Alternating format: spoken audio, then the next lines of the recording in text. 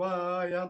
बोलो बोलो सब मिल बोलो ओम नमः शिवाय। जूट जटा में गंगाधारी, त्रिशूलधारी डमरू बजे। जूट जटा में गंगाधारी, त्रिशूलधारी डमरू बजे। ढम ढम ढम ढम डमरू बजे।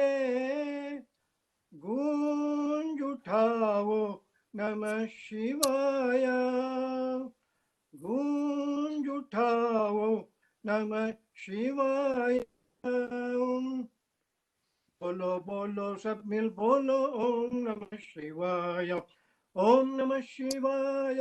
ओम नमः शिवाय। शिवाय ओम नमः शिवाय। बोलो बोलो सब मिल बोलो ओम नमः शिवाय। बोलो बोलो सब मिल बोलो ओम नमः शिवाय।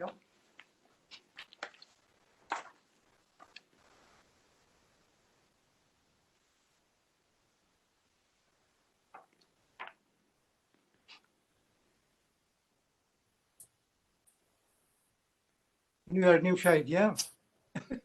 Yeah.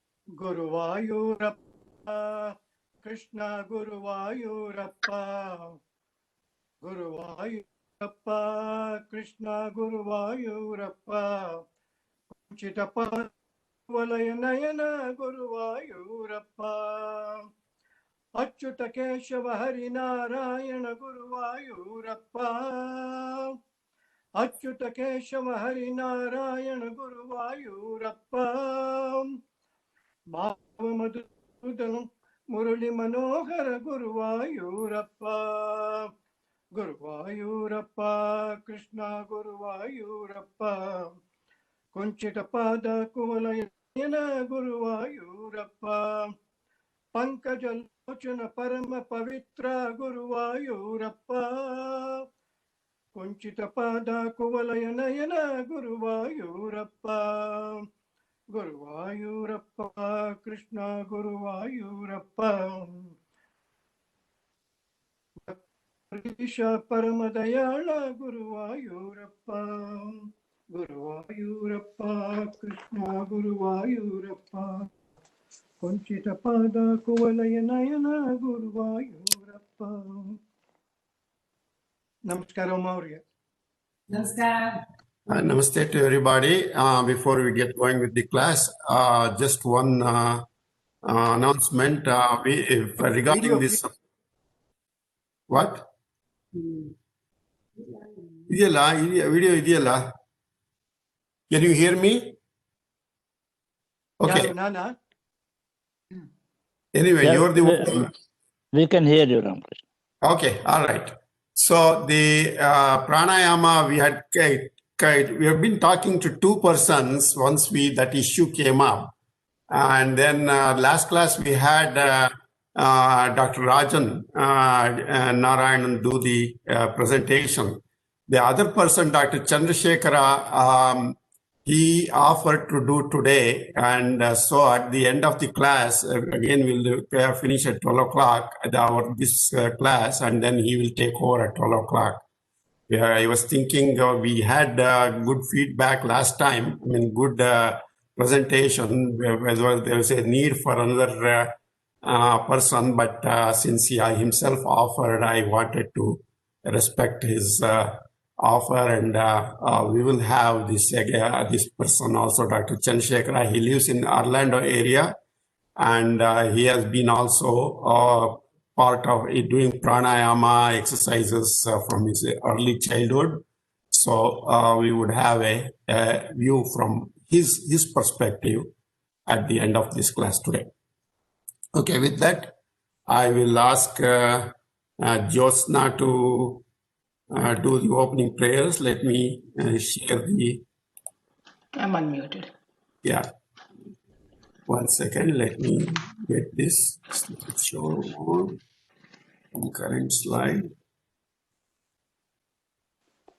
Okay, all right. Let's do the prayer. Josna. शुक्लाम्बरधरं विष्णुं शशिवर्णं चतुर्भुजं प्रसन्नवदनं ध्यायेत् सर्वविघ्नोपशान्तये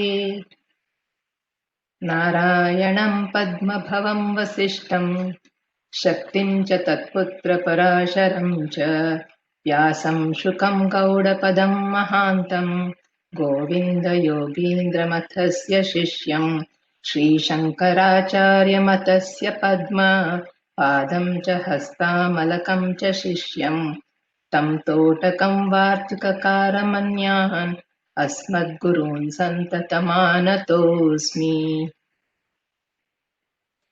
ॐ सहनाववतु सहनौ भुनक्तु सह वीर्यं करवावहै तेजस्वीनावधीतमस्तु मा विद्विषावहै। ॐ शान्ति शान्ति शान्तिः।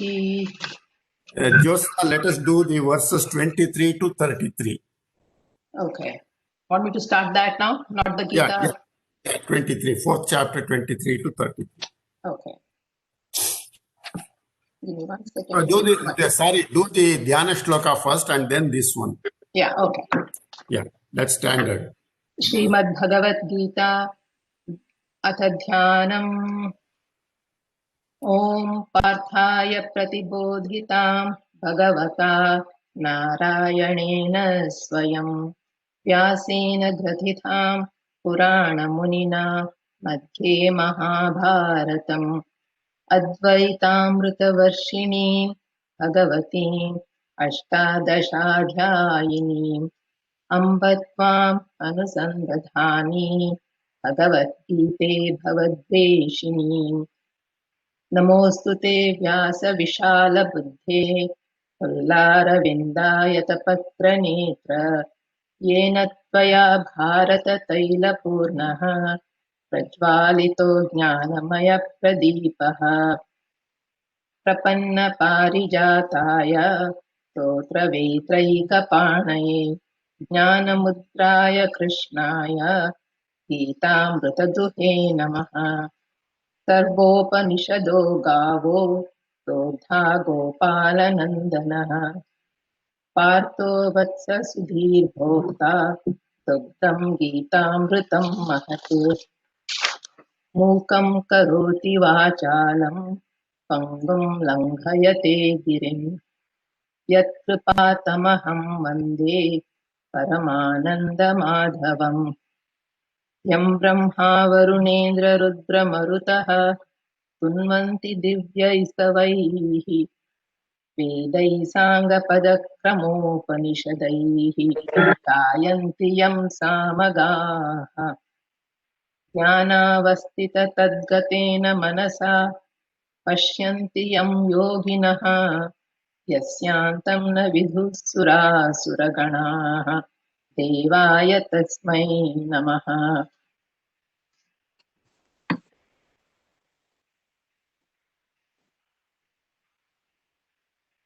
I'm just turning on the chapter. Chapter 4, 23. Yes, got it. Start with Bhagavan Uvacha. I lost my page. Give me just 1 second to get into that page. Okay. No I'm problem. on my iPad and it moved.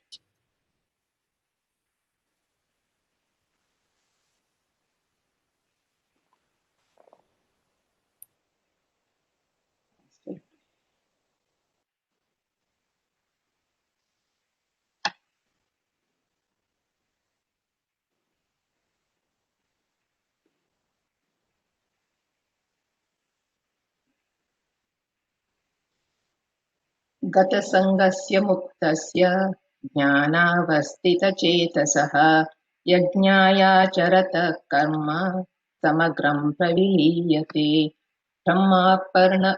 ब्रह्मार्पणं ब्रह्महविः ब्रह्माग्नौ ब्रह्मणाहुतं ब्रह्मैव तेन गन्तव्यं ब्रह्मकर्म समाधिना दैवमेवापरे यज्ञं योगिनं पर्युपासते ब्रह्माज्ञाः परे यज्ञम् यज्ञेनैवोपजुह्वति श्रोत्रादीनीन्द्रियाण्यन्ये संयमाग्निषु जुह्वति शब्दादीन् विषयानन्ये इन्द्रियाग्निषु जुह्वति सर्वाणीन्द्रियकर्माणि प्राणकर्माणि चापरे आत्मसंयमयोगाग्नौ जुह्वति ज्ञानदीपिते द्रव्ययज्ञास्तपो यज्ञाः योगयज्ञास्तथा परे स्वाध्यायज्ञानयज्ञाश्च यतय संशितवृताः अपाने जुह्वति प्राणं प्राणे पानं तथा परे प्राणापानगतिरुद्ध्वा प्राणायामपरायणाः अपरे नियताहाराः प्राणान् प्राणेषु जुह्वति सर्वेऽप्येते यज्ञविदः यज्ञक्षपितकल्मषाः यज्ञशिष्टामृतभुजः यान्ति ब्रह्म सनातनम् नायं लोकोऽस्य यज्ञस्य कुतोऽन्यः कुरु सत्तम एवं बहुविधा यज्ञा वितता ब्रह्मणो मुखे कर्मजान् इति सन्तान् सर्वान् एवं कर्मजान् विद्धितान् सर्वान् एवं ज्ञात्वा विमोक्ष्यसे श्रेयान् द्रव्यमयाद्यज्ञात् ज्ञानयज्ञः परन्तप सर्वं कर्माखिलं पार्थ ज्ञाने परिसमाप्यते.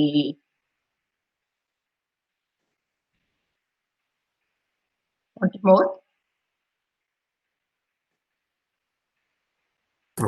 Okay, got it. Thank you. Thank you very much, Josna. You're welcome. Satya Avare, you please do the opening prayer next class. Irtirala, you'll be here.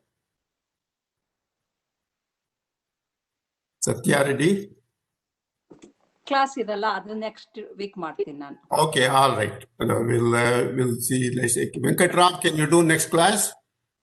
I think you have learned this in your Bhagavad Gita class up to this point.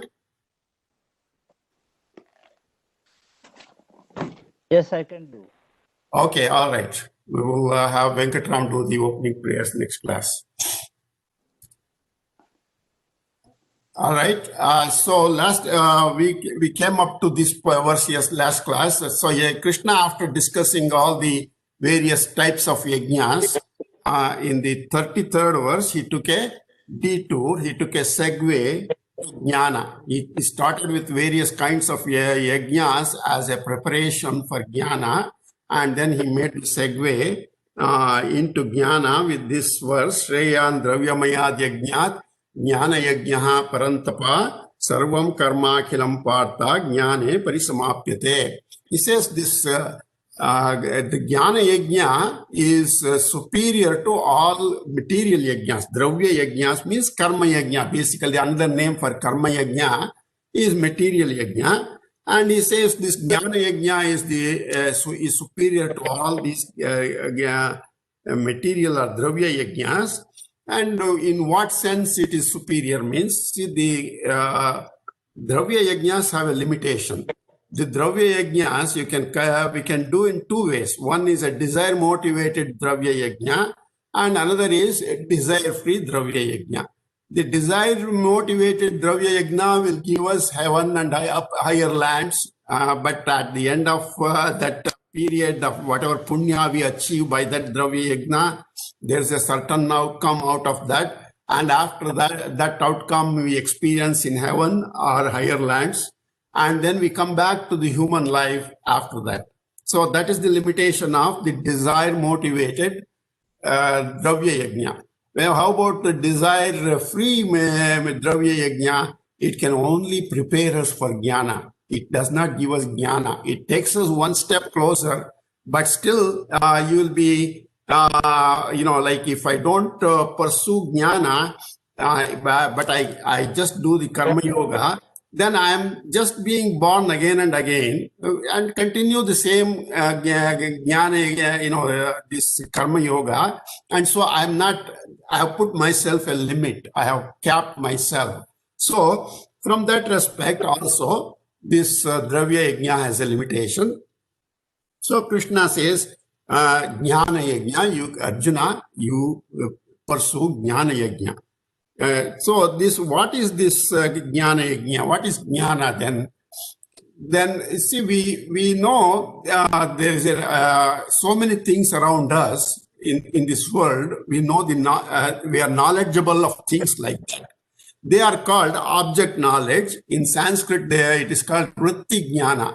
All transactions we do, we achieve some knowledge out of those transactions. And so it is called vritti jnana, transaction jnana, or object jnana. They are all one and the same. But in order to experience that object knowledge, there is a witness who is making that object knowledge possible. And that witness knowledge is what is the jnana that we are talking about. That is the Atma jnana. The Atma is the witness for this object knowledge that we are getting. I'll give an example. Now I have a desk and I want to measure how long the desk is, the dimensions of the desk. So that is the object jnana. But in order to get that object jnana, the length of the desk, I need a witness. I need another measuring tool. We call the meter, let us say. So if this meter is changing from time to time, then my measurement is not accurate. The object knowledge I get is not accurate. So in order to get an object knowledge, I must have a unchanging witness. So this meter, as we know, it is maintained in some place in France under very extreme weather conditions, controlled conditions, so that somebody is, I think, is not muted. Anyway, so this meter, it becomes the witness. This is an unchanging meter that is maintained in a certain location, and that is unchanging. And we see this even when you go to pump gas, there is always a notice there. This has been verified as dispensing gas accurately. There is a signature of the local official, whoever it is. So that becomes the witness. That it is witnessed to be accurately pumping the amount that it is showing. So this is the witness jnana. In all beings, the object knowledge is supported by this witness knowledge, and that is the witness knowledge that Krishna is saying we should seek, because it's unchanging. And when we get to this witness knowledge, all the knowledge becomes possible because of this witness jnana. Now, how do we get this witness jnana? Then Krishna says, Tadvedde pranipatena pariprashnena sevaya upadekshyanti te jnanam jnaninaha tattvadarshinaha. That Atma jnana, or the witness jnana, you know that by approaching a guru. How do you approach a guru? Pranipatena, do a dirgadanda namaskara to the guru. Pariprashnena, you ask questions of the guru. What is Atma? What is an Atma? Repeated questioning. Pariprashnena means repeated questioning. As the guru is instructing, I should ask the right pertinent questions, not asking questions out of trying to assess whether the guru knows it or not. If I am not humble, I will not get knowledge. So pariprashna indicates humiliation, asking the right questions to clear all the doubts that I have. That is pariprashna. Sevaya, service. So what service does is, it helps develops humility. And then the guru, seeing his compassion shows on the shishya, and he gives the knowledge. And the guru also is, Krishna is describing certain qualifications. He should be a jnani by himself. He should have acquired this witness jnana himself. If he is not a witness jnani, there is no good chance that he will give me that knowledge. He cannot give me what I don't have. Tattva Darshina, that's what he says. Tattva, he knows as is. Tattva Darshi means one who has a knowledge of the witness, that he has experienced that witness, and only such a teacher can give you Upadekshanti. They can give you how to acquire this knowledge. This is where we stopped last class. We did not learn this verse, so we'll try to do that today. Tat vidhi pranipatena. Tadvidhi pranipatena. Tadvidhi pranipatena. Pariprashnena sevaya. Pariprashnena sevaya. Pariprashnena sevaya. Tadvidhi pranipatena. Pariprashnena sevaya. Tadvidhi pranipatena. Pariprashnena sevaya. Tadvidhi pranipatena. Pariprashnena sevaya. One more. Tadvidhi pranipatena. Pariprashnena sevaya. Upadekshanti te jnanam. Upadekshanti te jnanam. Upadekshanti te jnanam. Jnaninaha tattvadarshinaha. Jnanina tattvadarshinaha. Jnanina tattvadarshinaha. Upadekshanti te jnanam. Jnaninastattvadarshinaha. Upadekshanti te jnanam. Jnanina tattvadarshinaha. Upadekshanti te jnanam. Jnanina tattvadarshinaha. Upadekshanti te jnanam. Jnanina tattvadarshinaha. Tadvidhi pranipatena. Pariprashnena sevaya. Upadekshanti te jnanam. Jnaninastattvadarshinaha.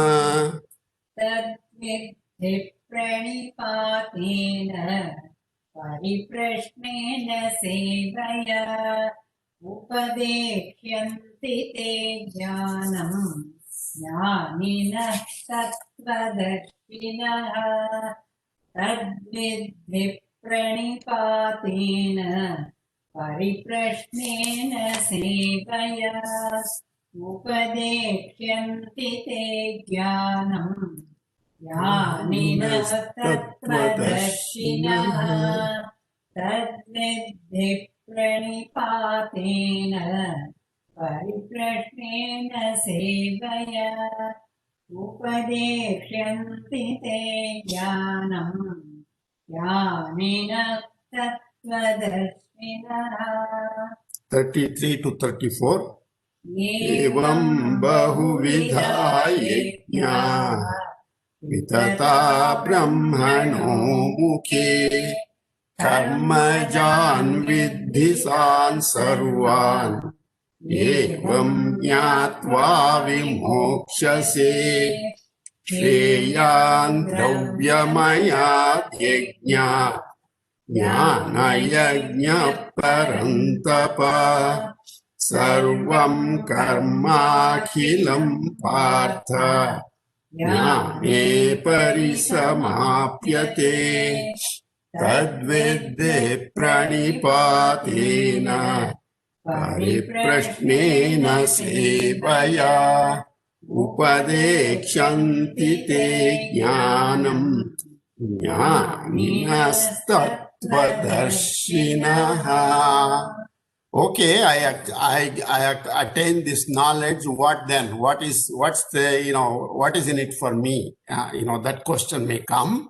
So Krishna is preemptively telling Arjuna, Yajñātvā na punarmoham evam yasyasi pandava yena bhutanyasheshena drakṣasyatman yatho mahi. He says, hey Arjuna, Pandava, Arjuna, Yajñātvā, knowing which, knowing that jnana, punaha evam moham na yasyasi. You will not suffer this delusion again. So he has been talking about the delusion of Arjuna from the second chapter onwards. So which Arjuna displayed in the first chapter and also up to the 10th verse in the second chapter. So it was Arjuna's delusion, the Vishada Yoga, Arjuna Vishada Yoga, that delusion that he experienced and displayed. Krishna says, you will not suffer that delusion again. And then, yena bhutani asheshena drakshasi. In not seeing that delusion, what else do you get? By which you will see the entire beings. Yena bhutani asheshena. Asheshena means without any lapse, without any missing anything. Drakshasi, you see all the entire beings. Atmani, in yourself. In your Atma, you see all these. And Atho Mayi, and in me also, you will see all beings in yourself and you will see all beings in me. That's the two things he is saying here.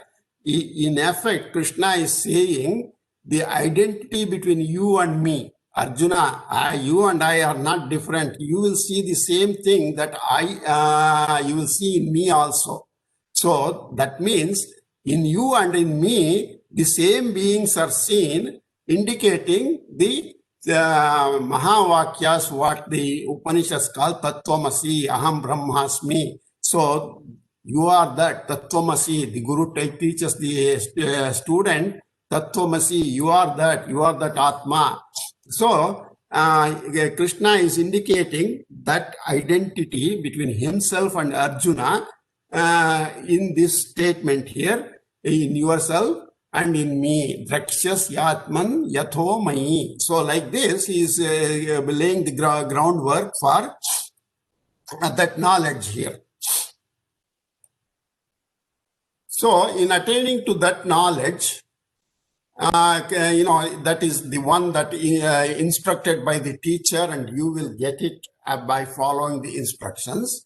You will not regain this delusion you are now having. Once the delusion is lost, you will never acquire it. That's a permanent, eternal solution. So you will not have this delusion again, and the delusion is dropped for good. There is no more delusion.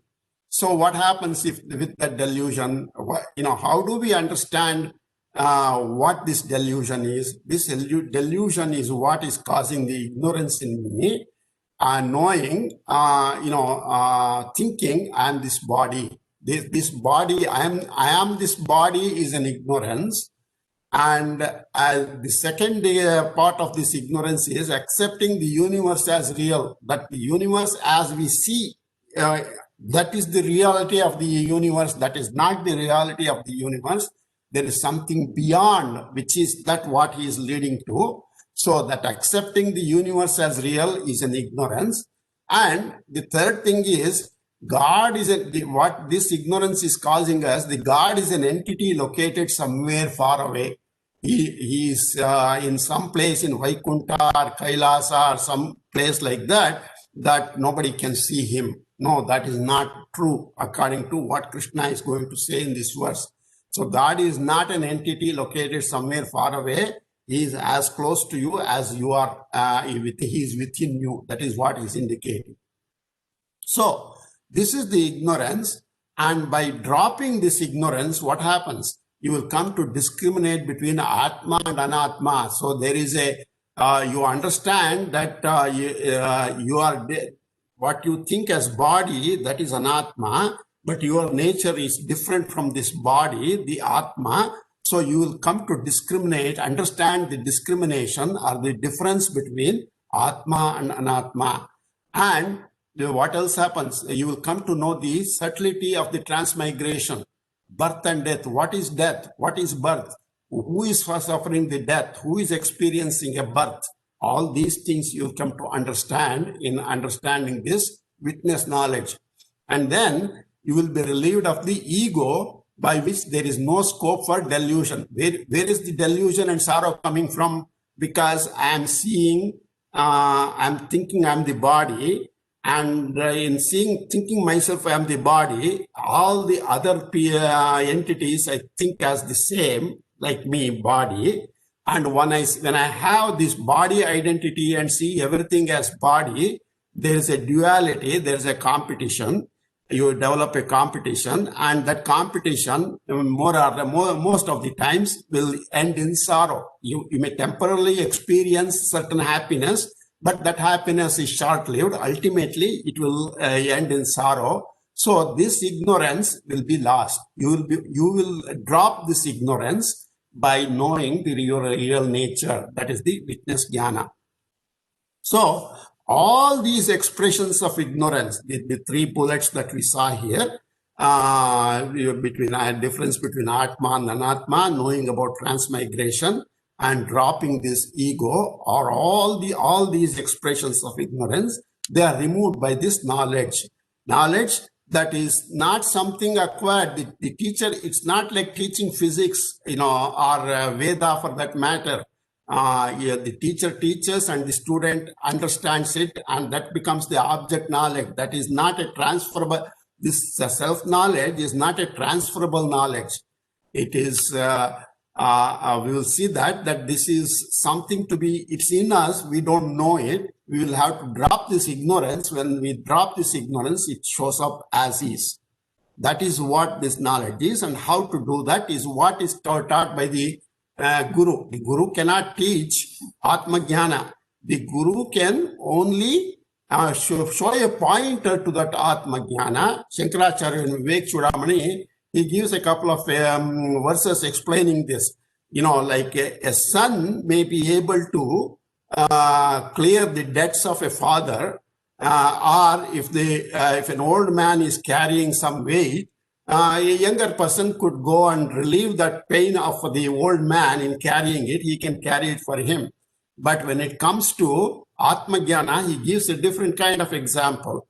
If I am hungry, I have to eat to quench my hunger. And if I am sick, I have to take the medication to relieve myself of the sickness. This Atma Jnana is like that.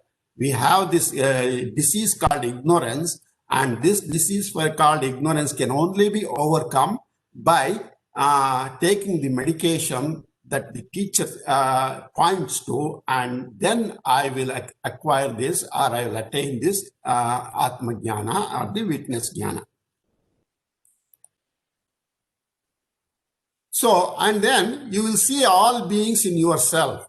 If you become a Brahmajnani, we will understand what this means. So the real nature of myself is, once I know that I am not the body, then I am something else. And I can translate the same thing to the other persons. Oh, that is not a body that I should be seeing, that I should be looking at. Yeah, I have to look inside, like what I am not. They are also what they are not, what is visible to the eyes. So that is what is called Brahma Jnana or Atma Jnana. You will see all beings in yourself. That's what he said. He said, Yena bhutan yasheshena drakshasi atmani yata mai. In me and in yourself, you see all beings. The Paramatma, who is the source of this Prakriti, is in the Prakriti. I will, in the next couple of slides, I have a picture. We just discussed in Ramayana class. I will describe that. And so, in effect, the gold is the source of bangles, and gold is the bangles. Gold is in the bangles. Gold is in the bangle only. See, it's like you can feel the gold in the bangle by holding it in your hand. But if you see a gold bangle in the mirror, then you cannot hold that gold in your hand. That is only, you can only, if you reach for it, you will only see the surface of the mirror. Therefore, that is what we will have to understand, that Paramatma is in everybody, and that is the one that is being the Atma of everybody. If I can see my Atma, I can see Atma in of other people also. And the same Atma is in the Bhagavan also. So we are all part of this Prakriti, and Paramatma is obviously in us all. Likewise, the entire Prakriti is in Krishna. Making the translation, what is in me is also in Krishna, means whatever is in me, the Prakriti, is also in Krishna, and he is the Prakriti. That decision, that confirmation we will have once we attain to this Atma Jnana. Now, this is what we discussed in the Ramayana class. It comes handy just about the same time that this is being discussed. Now, in physics, we know that white light passing through a glass prism, you will see 7 different colors there. Now, this light has 7 different colors, but within the red color or the orange color, there is the white light. Without the white light being in the red or orange or yellow, you cannot see the red, orange or yellow. How you can ask a person who is colorblind? He sees the light, but he doesn't see the red, orange, yellow. And that because he is able to see an object. To see an object, you need the light. So he sees the object, but he doesn't see it as a colored object. So, therefore, the white light is in that in all these 7 different lights that appear through a glass prism, and therefore the presence of this white light is in all of them. Now we will translate this to the case of the Prakriti.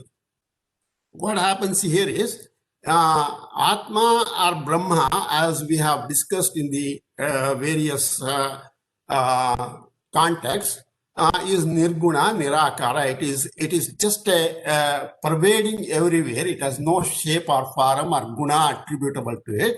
So that when that Atma or Nirguna is seen through the prism of Maya, what is Maya? Maya is a power of the Paramatma. It has 3 gunas. Atma is Nirguna, but he has this power which has 3 gunas.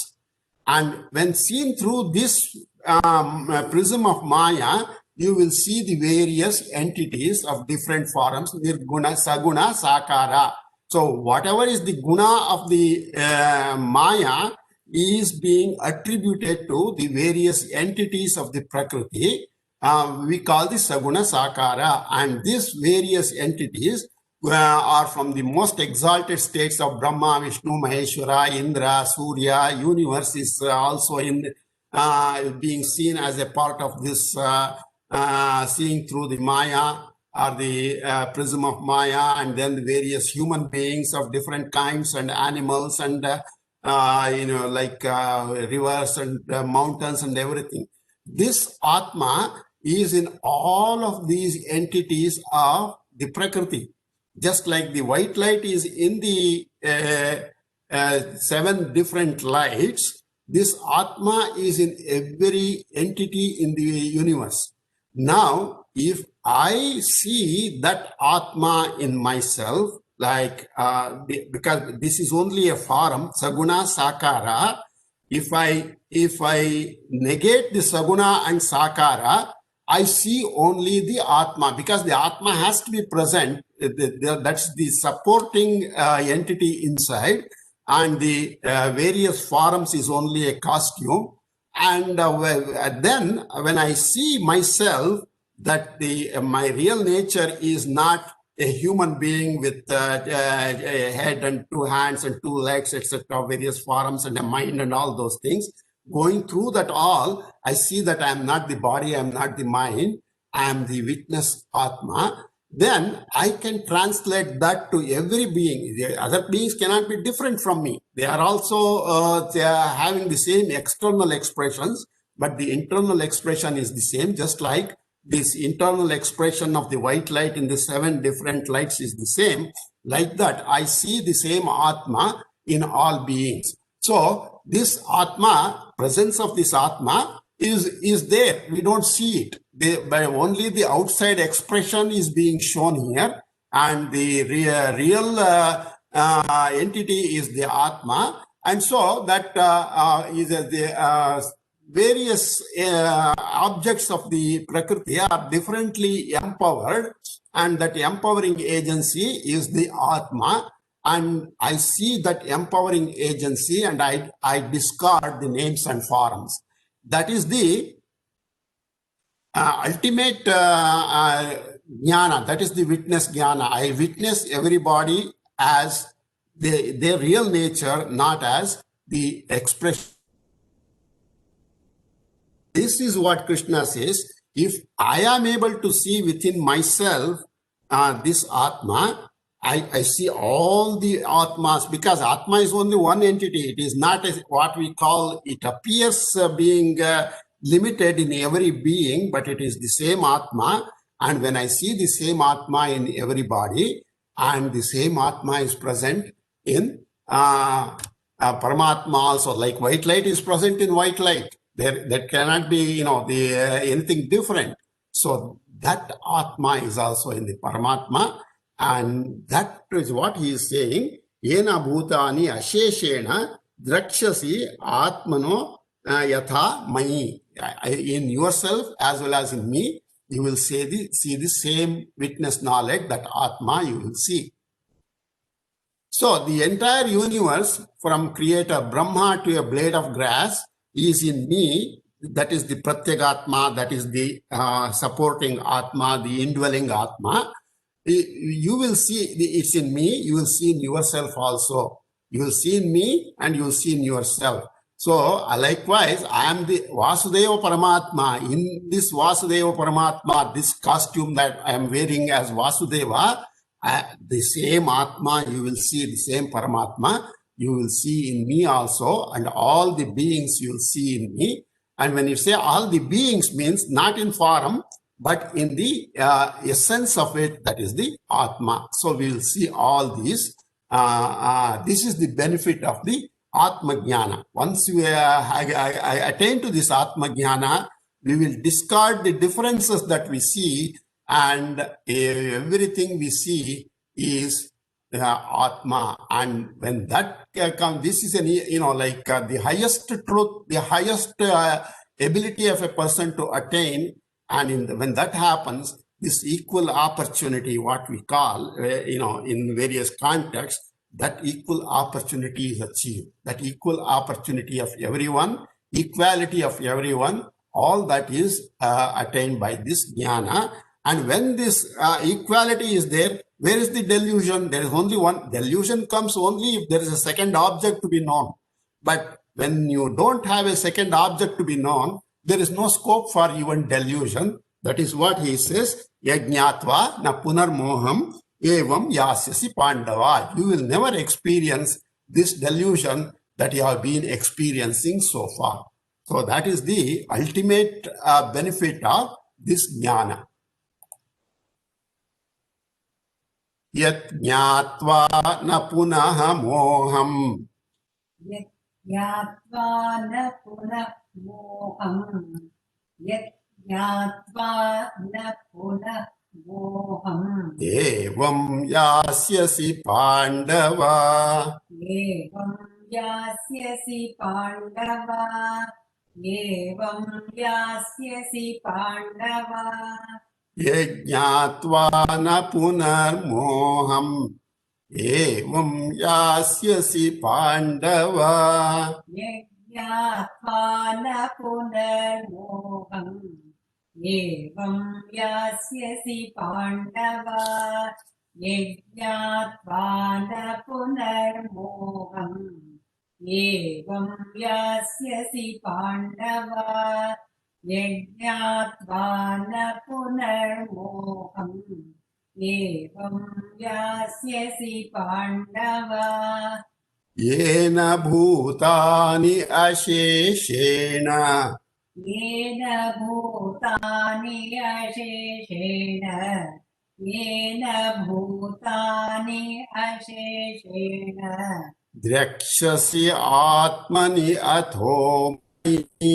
Drakshasi आत्मनि अथो मयि द्रक्ष्यसि आत्मनि अथो मयि येन भूतान्यशेषेण द्रक्ष्यस्यात्मन्यथो मयि येन भूतान्यशेषेण द्रक्ष्यस्यात्मन्यथो मयि येन भूतान्यशेषेण द्रक्ष्यस्यात्मन्यथो मयि येन भूतान्यशेषेण द्रक्ष्यस्यात्मन्यथो मयि यज्ञात्वा न पुनर्मोहम् एवं यास्यसि पाण्डव येन भूतान्यशेषेण द्रक्ष्यस्यात्मन्यथो मयि यज्ञात्वा न पुनर्मोहम् एवं यास्यसि पाण्डव येन भूतान्यशेषेण द्रक्ष्यस्यात्मन्यथो मयि यज्ञात्वा न पुनर्मोहम् एवं यास्यसि पाण्डव येन भूतान्यशेषेण द्रक्ष्यस्यात्मन्यथो मयि यज्ञात्वा न पुनर्मोहम् एवं यास्यसि पाण्डव येन भूतान्यशेषेण द्रक्ष्यस्यात्मन्यथो मयि 33 to 35 श्रेयान् द्रव्यमयात् यज्ञात् ज्ञानयज्ञः परं तप सर्वं कर्माखिलं पार्थ ज्ञाने परिसमाप्यते तद्विद्धि प्रणिपातेन परिप्रश्नेन सेवया उपदेक्षन्ति ते ज्ञानम् ज्ञानिनस्तत्त्वदर्शिनः यज्ञात्वा न पुनर्मोहम् एवं यास्यसि पाण्डव येन भूतान्यशेषेण द्रक्ष्यस्यात्मन्यथो मयि.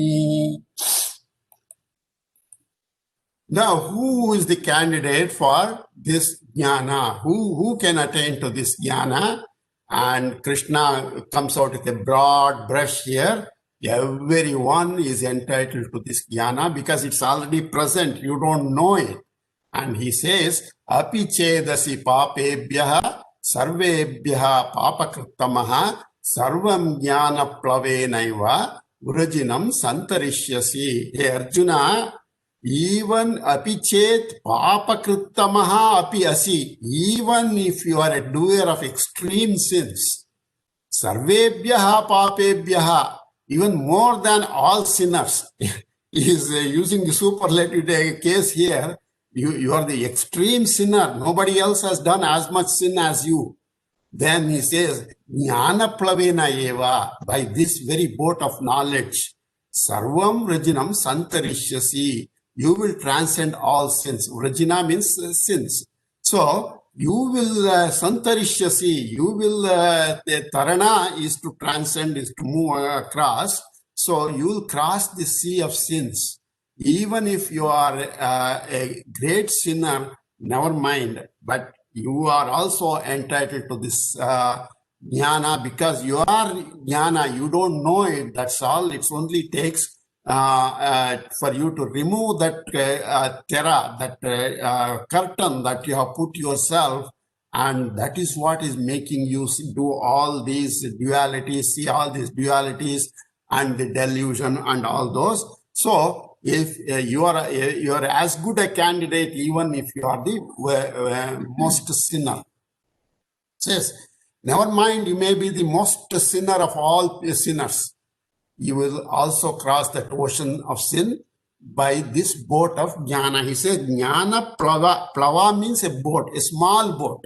Jnana plavenaiva prajinam santarishyasi. You will cross this samsara, this ocean of samsara, by this boat of jnana. So this is the glory of Sanatana Dharma.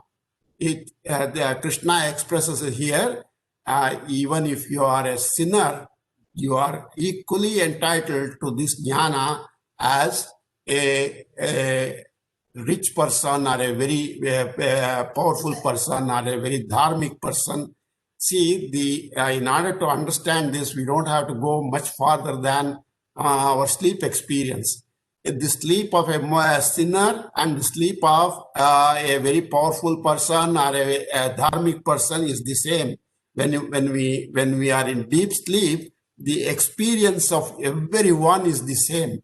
There is no difference in the sleep of a beggar. There is no difference from the sleep of a very rich person who sleeps on a very, very comfortable bed. When you go to deep sleep, there is no difference. So that experience of the deep sleep is the Atma. That is, I am in that state of Atma, a state of knowledge. I don't know it. I don't know it in real time when I am sleeping. That is the problem. So if I can duplicate that in my waking state, that experience of knowledge is the same from the beggar to the most rich person. So like this, so he says this is the right of everybody. So this declaration is offered here by the most compassionate Bhagavan to Arjuna and all the humankind, that you are entitled to this and you will cross this boat of ocean, these sins. You cross this ocean of sins by this boat. So, we all commit sins due to circumstances sometimes, or we try to choose a shorter cut in our life, and that it causes certain sins to be accrued. Doesn't matter. If you are a sinner in one circumstance, it does not preclude us from ever attaining this knowledge. So that way, even the worst sinner has an opportunity to relieve himself of this transmigration, bondage of transmigration, by this boat called knowledge. This is the boat of knowledge. By this, you can elevate yourself to jnana. But, one thing to be noted is, if I do some good karma, I can reject the fruits of the karma by doing the karma as a karma yogi. But one has to experience the fruits of papa karma. I have the option of enjoying the punya karma or not enjoying the fruit of punya karma, but I am mandatorily required to experience the fruits of papa karma. And when that is the case, what is the recourse for me? Krishna says here, don't worry, even you can cross this ocean of samsara difficulties by working towards this jnana. Now, in scientific, in adhyatmic work, there is this jnana comparison of jnana to a boat. What does it mean? The boat helps me to get through from one end of the river to the other, one edge of the river to the other edge. And in that river, or in the ocean for that matter, there is all these sharks and crocodiles.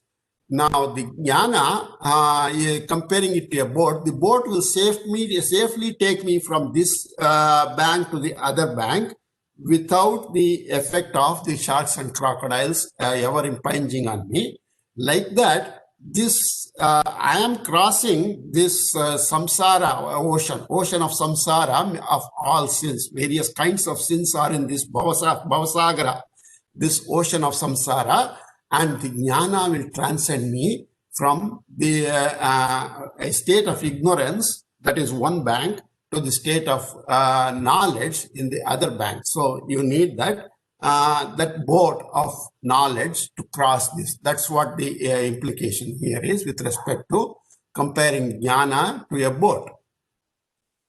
So all our problems are arising out of this body identity.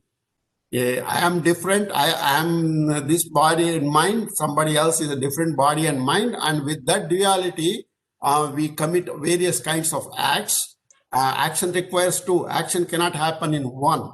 So with this body-mind identity, I create the duality and I commit sins. And all these knots of sins will drop off by itself when I recognize that I am not this duality, I am that unitary principle, the Atma. So that even the greatest sin will be burnt away by the fire of self-knowledge. We will see that expression in the next verse. Krishna makes it clear. And the most standing example of a sinner we know is Sage Valmiki. He was a hunter. He hunted animals for a living. Even he had the option, he had the situation, opportunity to uplift himself through self-knowledge. So this is the power of self-knowledge, that it can, apichedasi papebhya, you may be the greatest sinner, you will attain this jnana if you try to work towards it.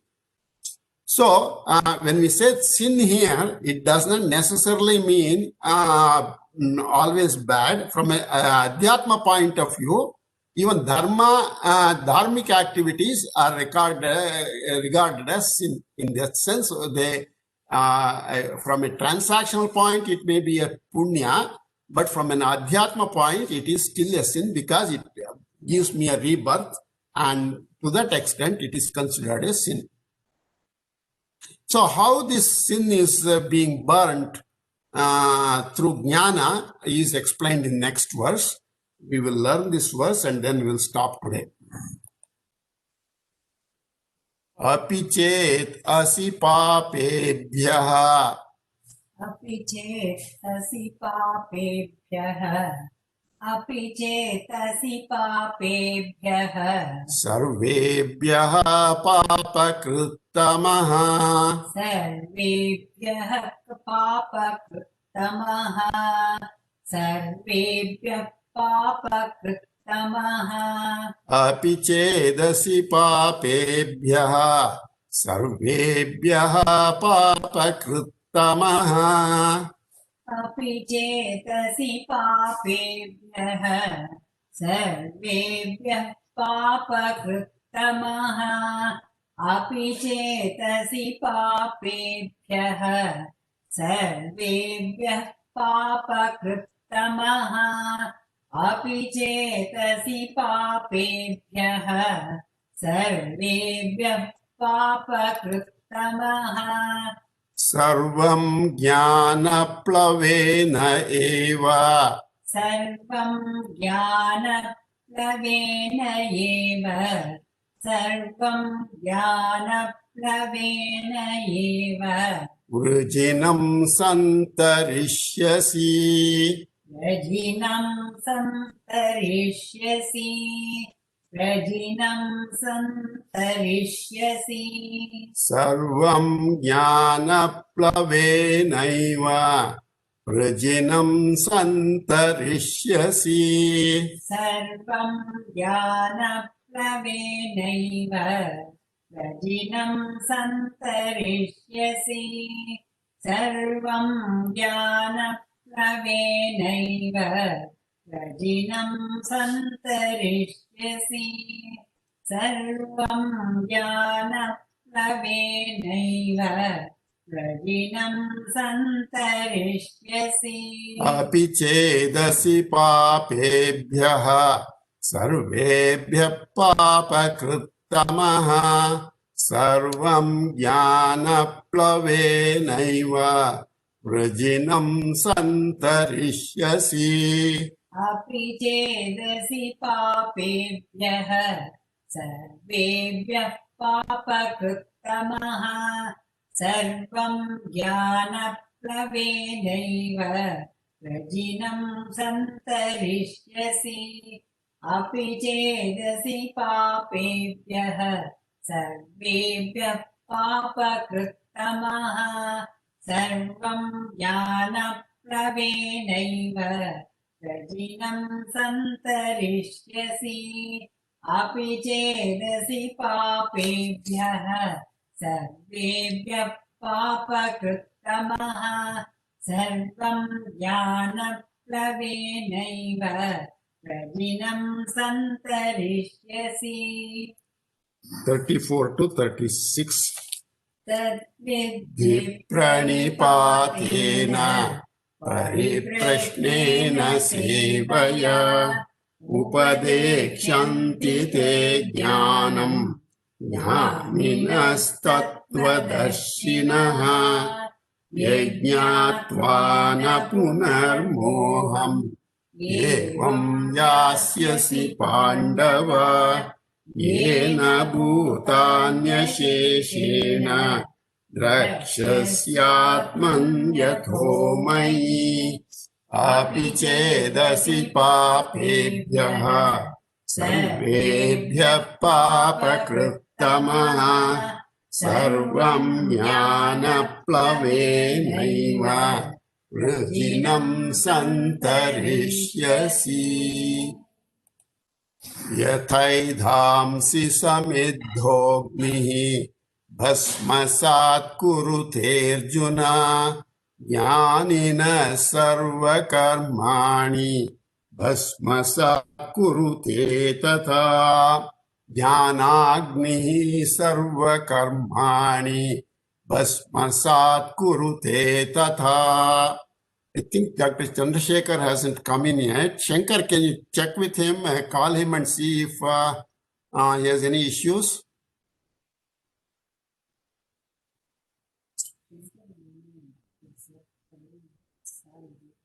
Ramachandra ji is there. Is that Who? Ramachandra? Ramachandra is a different person. He is in Tennessee. Oh, sorry. This person is Ramaswamy Chandrasekhar or something like this. Ramaswamaya Chandrasekhar. I haven't seen him yet. List here. Anyway, I will continue on. If he comes, you give me a holler. You give me a holler when he comes. I will give him. Until then, we'll continue. Okay. So, Arjuna, he says, Arjuna, yatha samiddaha agnihi. Samiddaha agnihi means a very glowing, a mature fire, a glowing fire. Edhamsi bhasmasat kurte, reduces to ashes all fuel. Edha is firewood. Bhasmasat kurte, it reduces into ashes. Tatha jnana agnihi, likewise the fire of knowledge. Sarva karmani bhasmasat kurte, will burn away to ashes all karma, or karma means karma phala. So to Arjuna he says, see, he used the last time in the previous verse, he said, Sarvam jnana plavenaiva vrajinam santarishyasi. Now he is giving a different example, just like a glowing fire will reduce to ashes all karmas. So he is trying to say a point here, and what the point is that, see, the firewood will leave no trace of the papa, whereas the boat, the firewood would leave no trace of the fire, the fuel itself, whereas the boat, when you cross the ocean, the crocodiles and the various sharks and everything will be there in the ocean. That will not go away, but you go to the other end. Now, if you go to the other end, the shark and the crocodiles are compared to our sin. There comes a doubt possibly that, hey, I have got knowledge, all right, I have got self-knowledge, but it appears that my sins are still intact. It may come and haunt me some other time. To answer that question, Krishna is giving the second example. No, it is not like that. The sins will be totally burnt away. It has no existence anymore. So that boat example could possibly leave a doubt that the sin could be intact, all the sins could be intact. So he reinforces that through this example of the fire burning away the fuel without any trace. So there is no potency, there is no sins left as you cross this ocean of samsara, and no potency for any additional births in that particular in the acquisition of knowledge. So jnana will not directly, that is the bottom line, that the sins will burn away. Now, what do we understand by the sins will be burnt away? So jnana will not directly burn the karma. Sin means karma phala. So jnana will not, has no, per se, the sin is not like burning it totally, removing it away. Jnana will teach what is there, but will not create something new. So the creating even the ash is something new. So that is not what Krishna is saying. What he says is, it will not creating anything new, but it will teach what is there. What is there is what we understand. What is there is the Atma that we will understand. So what happens when I understand I am the Atma? By understanding the Atma, you are the Atma, I am the Atma. There is no transaction between you and me. Therefore, there is no doership. There is no enjoyership. I do this karma, I get the benefit, so I enjoy this benefit. There is no karma happening. There is no doership. There is no enjoyership. So, when I look myself as the Atma, I have detached myself from the body and mind. As an Atma is an akarta, abhokta. He is not a doer, he is not an enjoyer, and he is in bliss all the time.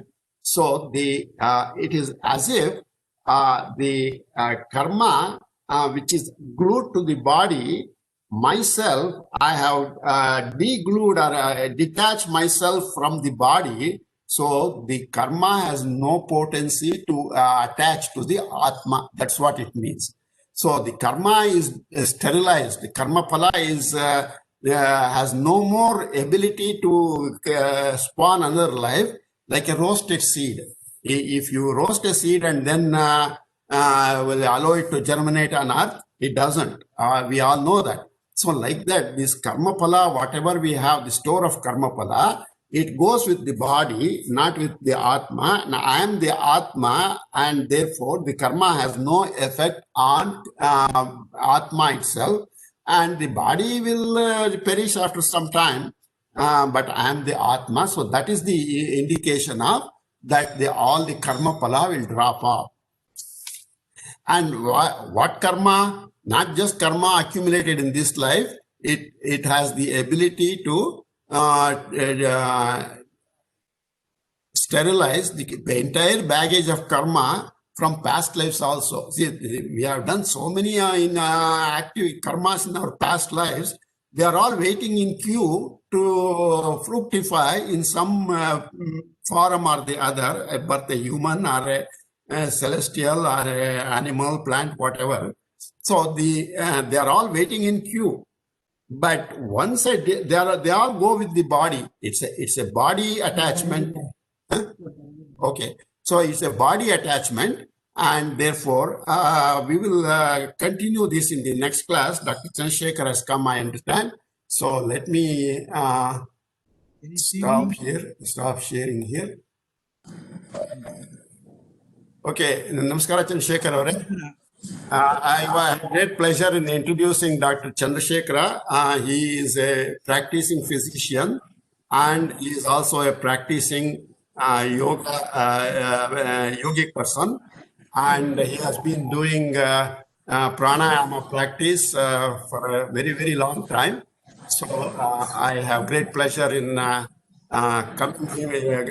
having him here and explain to us the benefit of pranayama in the development of the body medically. There was a question, Dr. Chandrasekhara, how does pranayama help medically? Is there any medical evidence for saying that pranayama helps us in both at the body level and the mind level. That is what we would like you to explore, explain to us the effect of pranayama on our body and mind. We discussed that in the context of yoga yajna, preparing ourselves for jnana, and I would like you to expand on that, how it impacts the mind. Thank you. Thank you.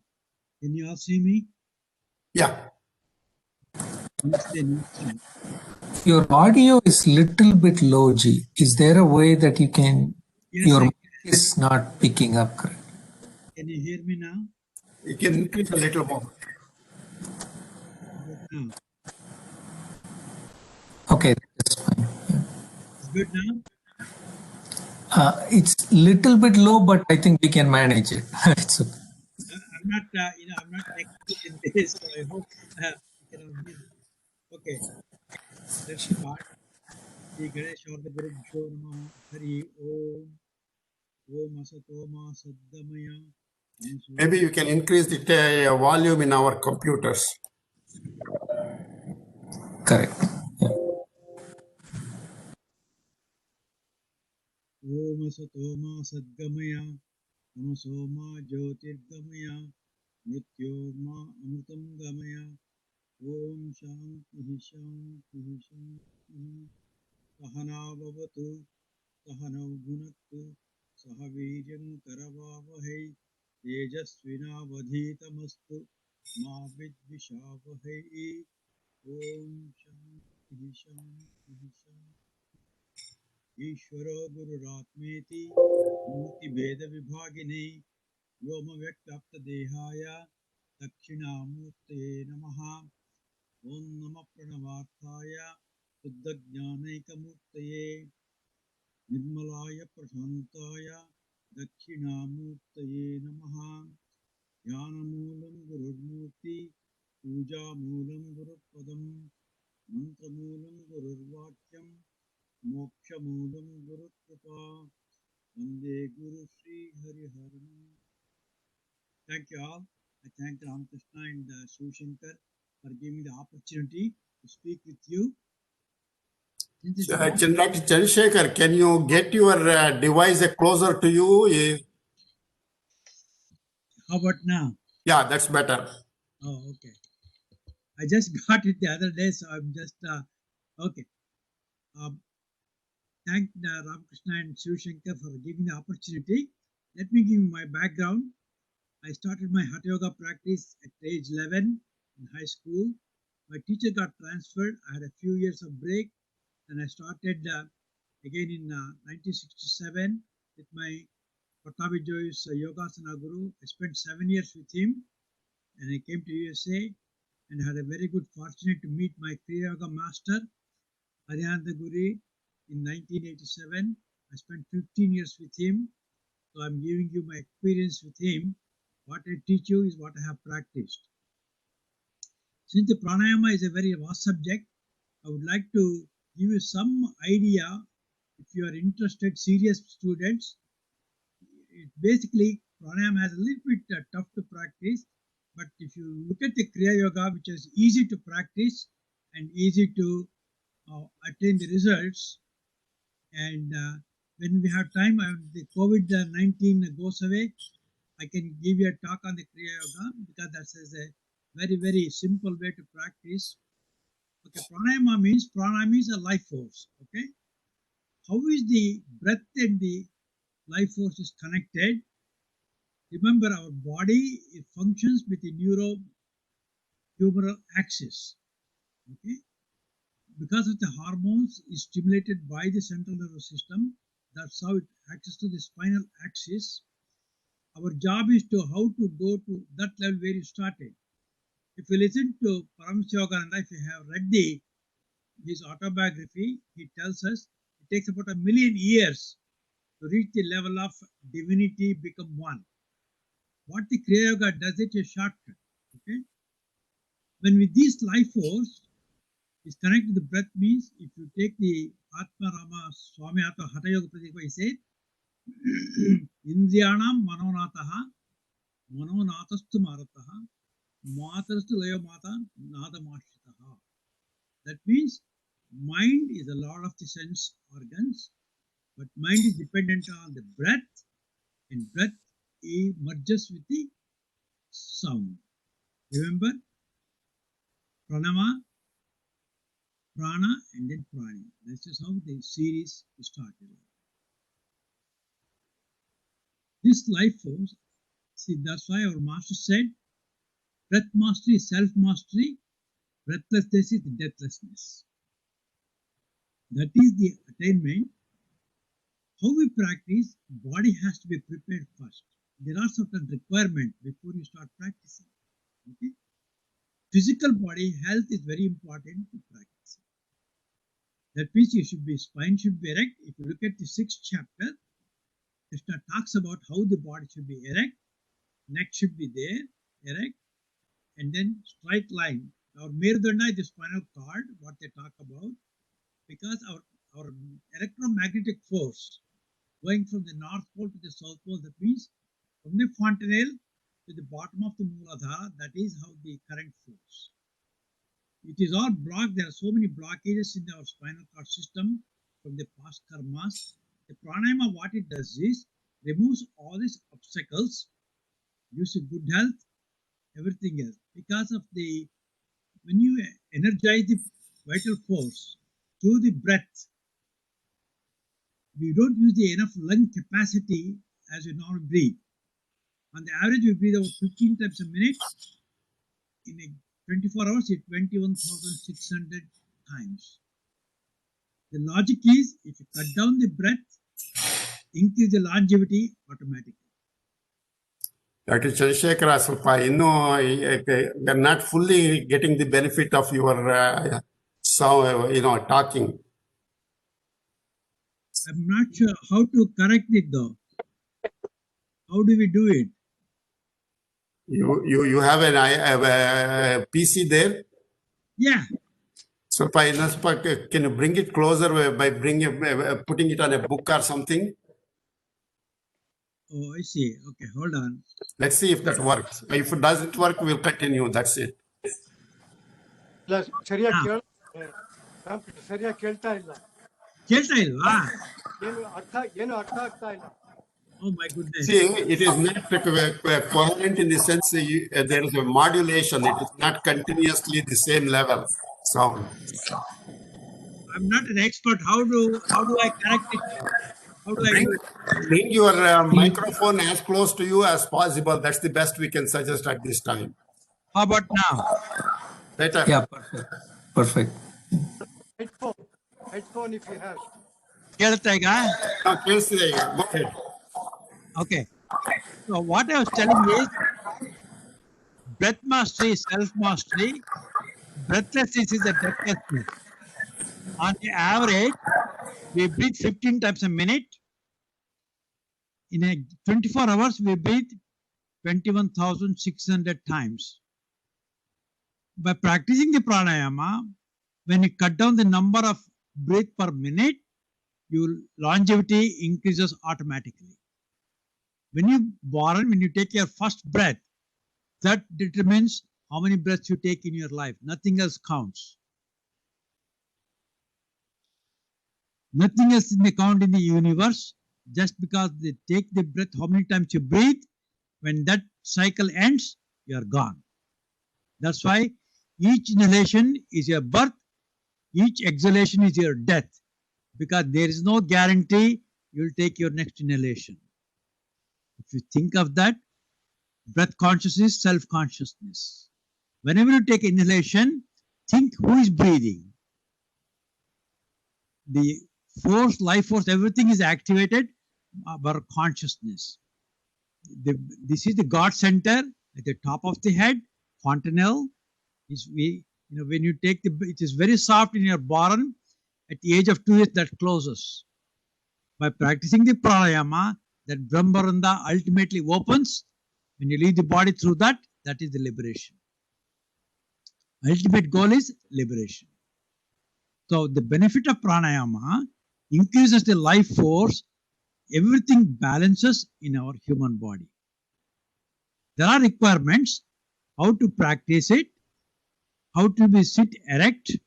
These are the requirements, and how the nostrils should be clean, because every 90 minutes our breath changes from the right nostril to the left nostril. When you get up in the morning, you can check it, put your fingers and see which nostril is breathing. The left nostril is called as a Chandranadi, Ida. The right nostril called Pingala is a Suryanadi. The middle part, which is in the spinal cord, is a Sushumna. Our ultimate goal is activation of the kinetic energy coming from the Mooladhara to the top of the Sahasrara is the goal. When you practice enough pranayama, you activate that force. When the breath flows evenly through both the nostrils, then your Sushumna Nadi is functioning. What we normally do is, you have to purify the body first by breathing through the left nostril and breathe out through the right nostril. That means you use your thumb and these two fingers, hold it like this. When you close the right nostril, take a deep inhalation and then exhale through it. When you're doing it, think you're breathing in from the back of the spine and breathe out through the front of the spine. If the nostrils are blocked, there are a way of opening it up. If you go to Walgreens or somewhere, you get the Navaj. You can wash both the nostrils with the cool water. That will help to open up the nostrils. And to improve the nostrils is blocked, you take your fist, put in the arm and then squeeze it. Opposite way, it will open up. So practicing this for a few weeks, then you are ready for the real pranayama. The ratio is 1:4:2. If you inhale, count, hold it, that is called as Bandha, Kumbhaka, and then exhale at the 2 ratio. You may not be able to do that every quickly. It makes some, that means we say tolerate. Do it as you can tolerate it. Inhalation is called as Puraka. Exhalation is called as Rechaka. Holding the breath is called Kumbhaka. You can hold the breath after inhalation. You can also hold the breath at the end of the exhalation. To succeed in this, there are 3 bandhas you have to know. One is Jalandhar bandha, like this. If there is any neck problem, you can go to halfway. And the other one is the Uddiyana bandha. I cannot demo. That means you contract the lower part of the abdomen towards the spine. That is called Uddiyana bandha. The other one is called Ashwini mudra. That means contracting the anal sphincter. So these are all very helpful when you do practice the pranayama, so that your electromagnetic force circulates around the spinal cord and purifies all the centers. Because we have 3 granthis, Brahma Granthi, up to from the Mooladhara to the Manipura chakra, and then we have the Vishnu Granthi, from the Mooladhara to the Anahata, above this Rudra Granthi. These are the blockages in our memory system, which is in the midbrain, which functions through that. You have to remove all these things to succeed. Daily practice. If you are retired, you can practice 3 times a day, dawn and dusk and at midnight. If you don't have, at least dawn and dusk, if you practice 10-15 minutes, it may take 3 to 6 months. Krishna says in Bhagavata, it takes about 1 month, but in the Kali Yuga, it takes about a little bit longer to succeed in it. What it does is, it improves your health, the stamina, the life force which acts through all the systems is energized, and you balance it all the way. That is how, if you take the 6th chapter in Bhagavad Gita, it tells you how to Yukta Ahara Viharasya, Yukta Chetasya Karmasu. Everything in moderation. Eating, sleeping, all those things. All these things helps how to bring the balance to the body. If you know Surya Namaskara, if you do that, that's a very good exercise, keeping the body flexible. The seating posture is a Sukhasana is one, Padmasana is the other one. If you have difficulty, you sit in the chair but keep the spine erect. Most important. Then whole lungs, when you take a deep inhalation, whole top of the lungs is not expanded all the time. That is how you take the deep inhalation, then hold it, then let it out.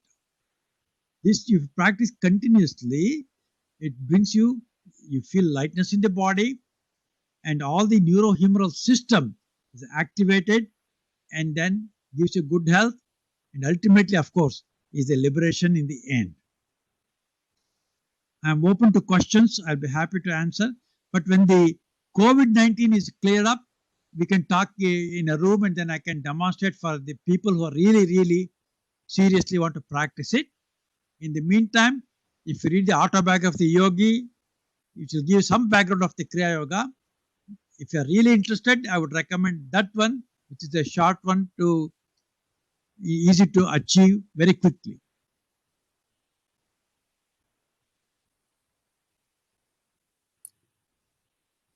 Okay, I have one question. When you demonstrated the holding the left nostril and the right nostril, Yeah.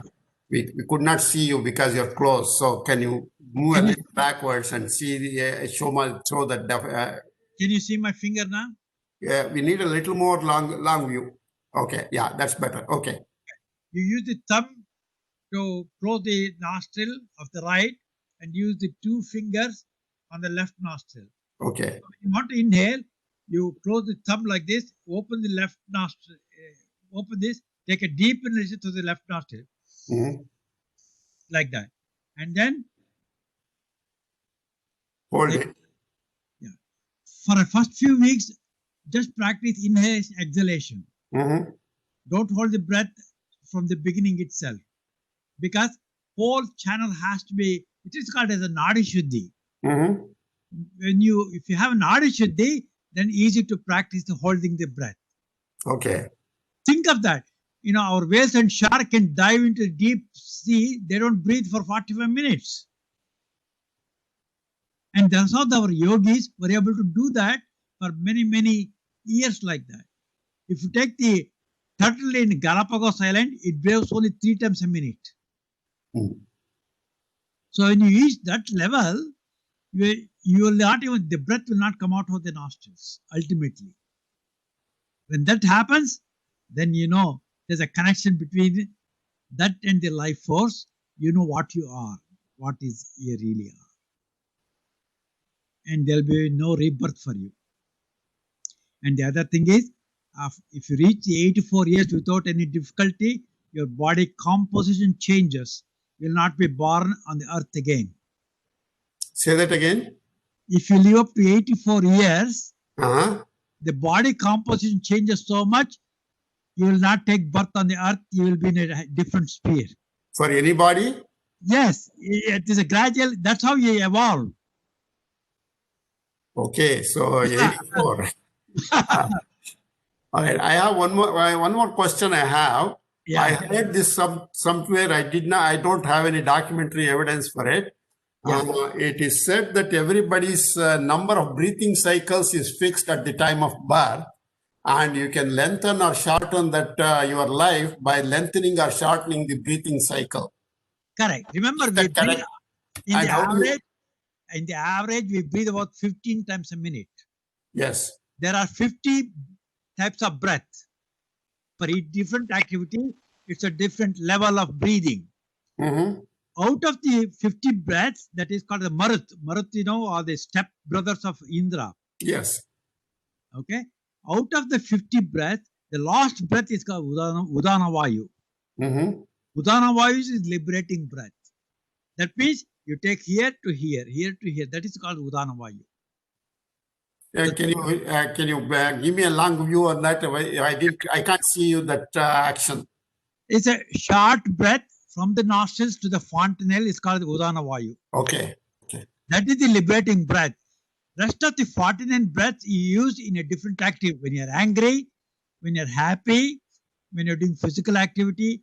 So those determines the 49 breaths. Okay.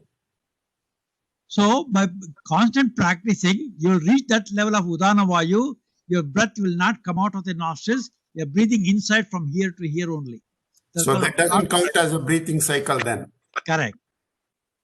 Okay. Remember that 21,600 times in 24 hours. But Yes. if you're sleeping, it is less than 15 per minute. If you're angry, it goes. That's why if you take a dogs and cat, how much they breathe? They last only 15 years. They Okay. breathe very fast.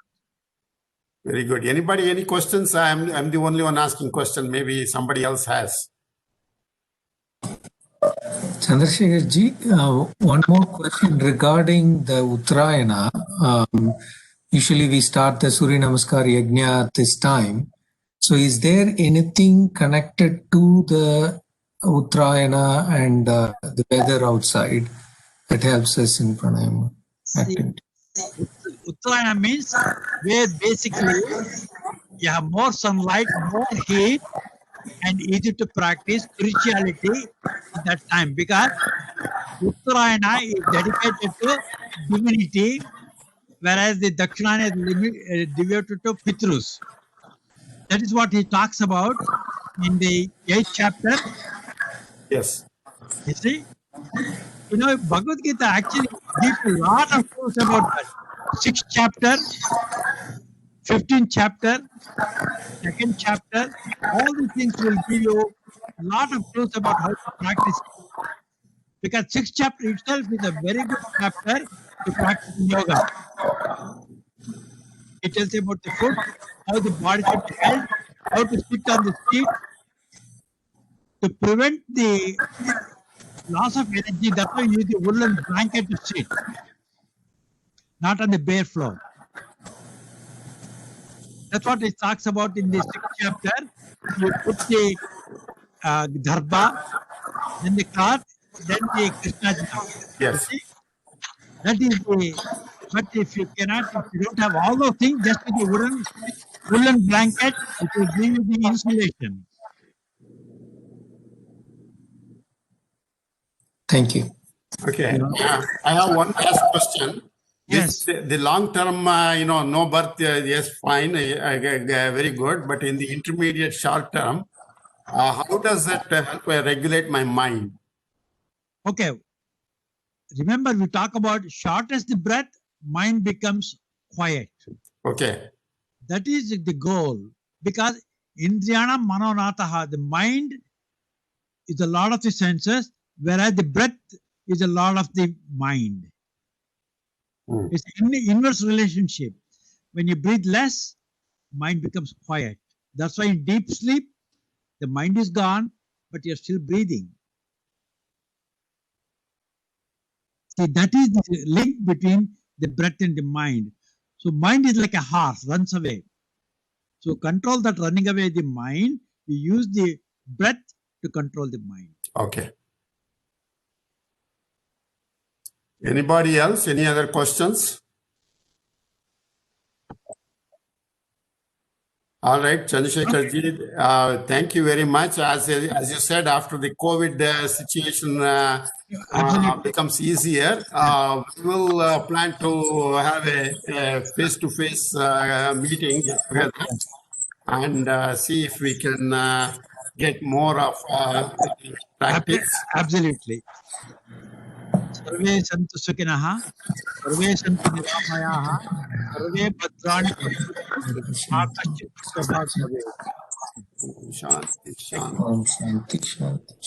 Om Purnamada Purnat Purnamudachyate Purnasya Purnamadaya Purnamivavashishyate Om Shanti Shanti Shanti Hari Om Tat Sat Sarvam Shri Krishna Arpanamastu. Thank you very much, everybody. We'll continue where we left off today. Chandru, thank you. Thank you very much. Yeah, welcome. Very much. Thank Thank you. you. Thank you. Thank you. Thank you so much. Thank you. Thank you. Thank you. Thank you so much. ನಮಸ್ಕಾರ ಚಂದ್ರಶೇಖರ್ಗೆ. Thank you. Thank you. Namaskara. Thank you. Thank We you. have one more pranayama expert in Sri Ramchandra. We will use his expertise in a later situation when in the 6th chapter and all, when it comes, he can help us on that. So we will use his knowledge at that time. Okay. Thank you, Ramakrishna ji. Okay.